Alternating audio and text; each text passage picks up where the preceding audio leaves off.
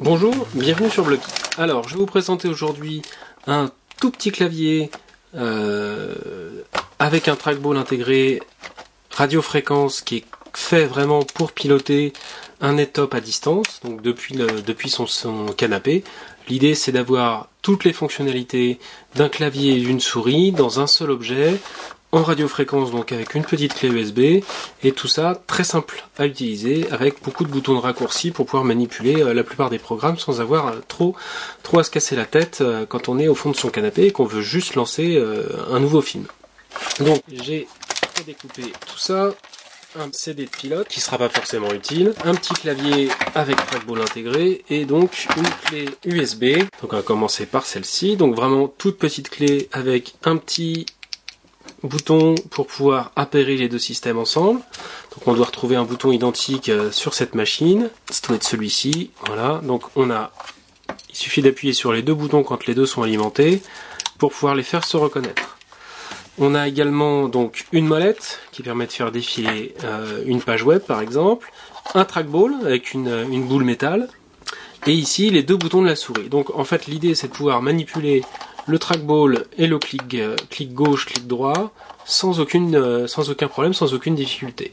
Donc on va taper tout simplement, là je suis en QWERTY, c'est peut-être le défaut de l'engin, donc je vais taper par exemple Blocky, faire entrer, et après je vais pouvoir défiler dans mes pages, naviguer avec mon curseur et sélectionner l'image que je veux ou l'article que je veux. Ça pose pas de souci.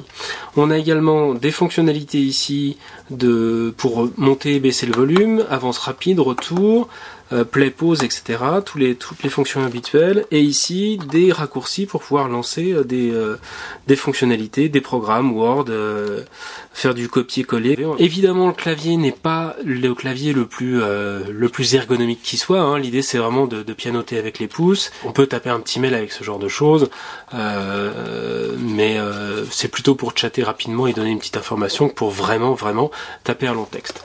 Voilà, on a un emplacement arrière, on va insérer les deux piles. Là, il faut vraiment privilégier la pile rechargeable, sinon on s'en tire toujours pour des fortunes. Hop, on a donc un clavier qui est prêt à l'usage, avec un joli rétroéclairage rouge ici. Je sais pas si ça se voit bien, voilà, pour savoir qu'on fonctionne. La machine a juste été branchée, j'ai pas installé le pilote, donc j'ai fait reconnaître les deux éléments en cliquant donc sur le petit bouton qui est maintenant allumé. On a une petite LED derrière, ainsi que le bouton de connexion. Il a fallu que Windows reconnaisse l'engin, et à partir de là, donc j'ai un curseur qui va suivre mon trackball, et la possibilité donc de lancer en double-cliquant. Le bruit est assez désagréable, hein, le bruit du clic, mais on a la possibilité donc de lancer l'URL de son choix. Je tape Blocky et je vais aller sur la page et voir si on peut faire défiler tout ça. Voilà, donc là j'ai un défilement complet, je vais pouvoir aller, je sais pas, voir un autre article. Alors ce bouton, donc le bouton molette ici, permet d'ouvrir dans une autre fenêtre. Et donc on a la possibilité de naviguer complètement. On va essayer de laisser un commentaire. Tiens, voilà une bonne idée. Alors c'est assez fastidieux, hein, la molette est pas très rapide.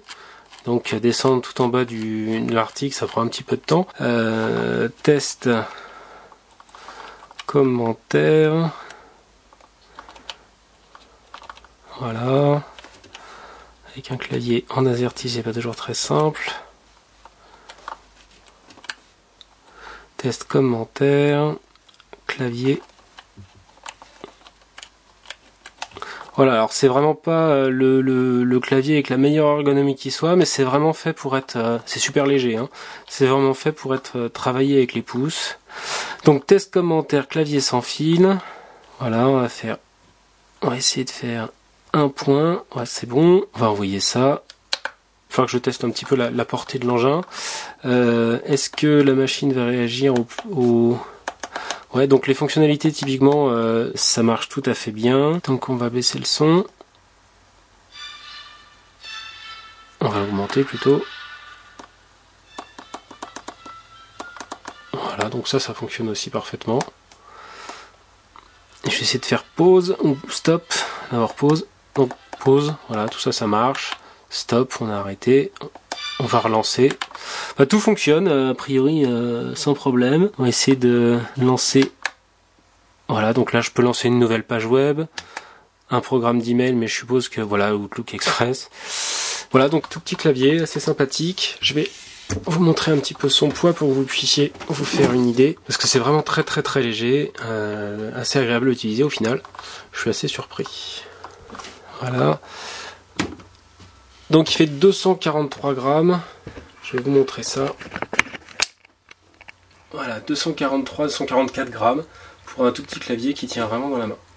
Et qui n'est pas vendu trop cher. Pour ce type d'usage là, c'est tout à fait satisfaisant. À bientôt!